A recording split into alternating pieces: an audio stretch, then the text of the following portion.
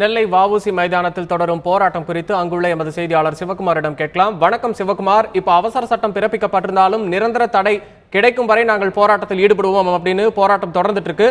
இந்த நிலையில அங்க எத்தனை பேர் போராட்டத்தில் குவிஞ்சிருக்காங்க, பெண்களும் அவங்க இருக்கிறாங்களா, அதை பத்தின தகவலை சொல்லுங்க. அதாவது பார்த்தீங்கன்னா கடந்த 5 தினங்களாக நெல்லை வஉசி திடலில் ஜல்லிக்கட்டுக்கு ஆதரவான ஆர்வலர்கள் ஆர்ப்பாட்டத்தில் ஈடுபட்டு இருக்கிறாங்க.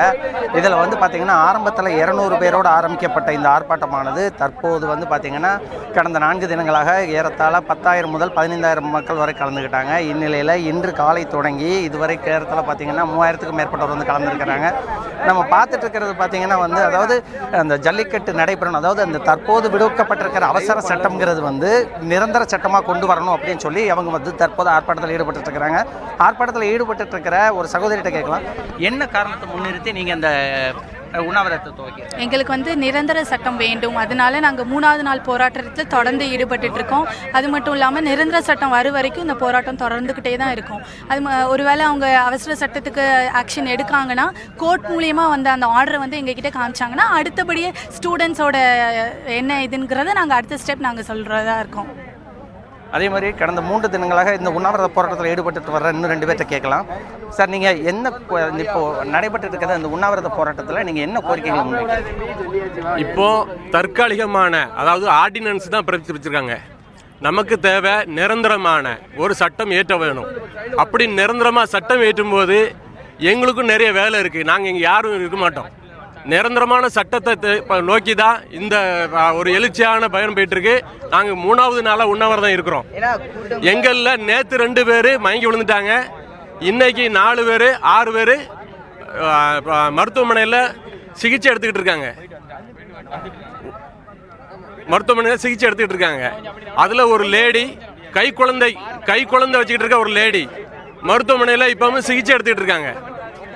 பப்ளிக்கு சரியான ஆதரவு கொடுத்துட்டு இருக்காங்க. நாங்கள் முதல்ல 20 பேர் வச்சு தான் இந்த உண்ணாவிரதத்தை ஆரம்பித்தோம். இன்னைக்கு கிட்டத்தட்ட ஒரு 100 பேர் இருக்காங்க. தொடர்ந்து ஆதரவு அதிகமாகிட்டே இருக்கு. கண்டிப்பாக இந்த கவர்மெண்ட்டு மனமும் எங்களுடைய உரிமையை கொடுக்க உண்மையான மனசோட அவங்க வேலை செய்யணும். எங்களுடைய போராட்டம் நிரந்தர தீர்வு இல்லாமல் ஓயாது. அதாவது பார்த்தீங்கன்னா தொடர்ச்சியாக 3 தினங்களாக அந்த போராட்டம் நடந்துட்டு, அதாவது உண்ணாவிரத போராட்டம் நடைபெற்று இருந்தாலும் தற்போது மருத்துவமனையில் அனுமதிக்கப்பட்டு சிகிச்சை பெற்று வந்தவங்க கிட்ட கேட்கலாம். அதாவது இப்போ நீங்கள் கடந்த 3 தினங்களாக நீங்கள் உண்ணாவிரத போராட்டத்தில் ஈடுபட்டிருக்கீங்க. உடல்நலம் குன்றிய நிலையில் மருத்துவமனையில் அனுமதிக்கப்பட்டு தற்போது திரும்ப வந்திருக்கிறீங்க.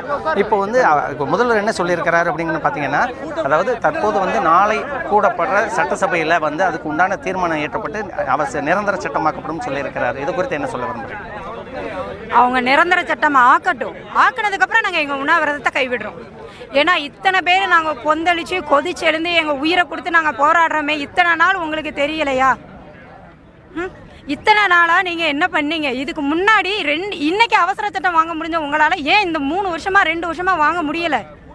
அப்போ நாங்கள்லாம் இப்படி ஒவ்வொரு முறையும் எங்களோட பிரச்சனைகளுக்காக நாங்களே கொந்தளிச்சு எழுந்து ஒவ்வொரு முறையும் கேள்வி கேட்டு அதுக்கப்புறம் தான் எங்களுக்கு கிடைக்கும்னா மக்களோட பிரதிநிதி தானங்க நீங்கள்லாம்.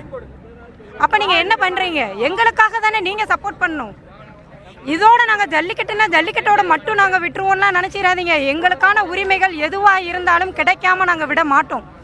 ஒரு முறை நாங்கள் கொந்தளிச்சு எழுந்ததை பார்த்துருக்கீங்க. ஒவ்வொரு தடவையும் எந்திரிக்க வச்சிடாதீங்க, அவ்வளோதான். அதாவது தங்களோட கோரிக்கைகள் தற்போது அரசு அவசர சட்டம் மூலம் கொண்டு வந்திருந்தாலும் நிரந்தர சட்டம் கொண்டு அதை நிறைவேற்ற வரைக்கும் தங்களோட போராட்டம் தொடரும்னு சொல்லி அவங்க தெரிவிக்கிறாங்க. அதே மாதிரி பார்த்தீங்கன்னா ஆரம்பத்தில் ஏறத்தாழ 20 பேர் கொண்டு ஆரம்பிக்கப்பட்ட நிலையில் இன்று ஏறத்தாழ 400க்கும் மேற்பட்டவர் அதுக்கு ஆதரவு தெரிவித்து அதன் அடிப்படையில் பார்த்தீங்கன்னா தற்போதும் ஆரம்ப கட்டத்தில் 400 ஆரம்பித்து இப்போது ஏறத்தாழ 3000 பேர் அதுக்கு ஆதரவு தெரிவிச்சிட்டு இருக்கிறாங்க.